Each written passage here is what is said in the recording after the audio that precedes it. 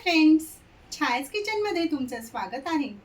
आज आपण बनवणार आहोत अगदी झटपट आणि चविष्ट काकडी, टोमॅटो आणि कांदा घालून बनवलेला रायता.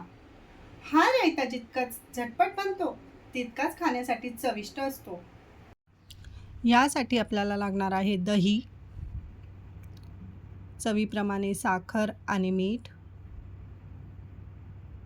काकडी, कांदा, टोमॅटो, कोथिंबीर, पुदिना, हिरवी मिरची, चाट मसाला आणि जिरं पूड. आता आपण बाउलमध्ये काकडी, कांदा, टोमॅटो, कोथिंबीर, पुदिना, चाट मसाला, हिरवी मिरची आणि जिरं पूड टाकून घेणार आहोत.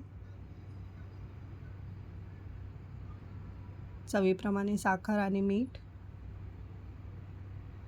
व्यवस्थित मिक्स करून घ्यायचं आहे.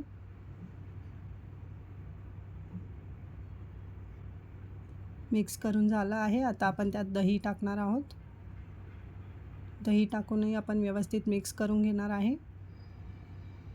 बघू शकता आपला रायता किती छान तयार झाला आहे आणि तितकाच चविष्टही आहे बरं का. आता आपण हा एका वाटीमध्ये सर्व करून घेऊया.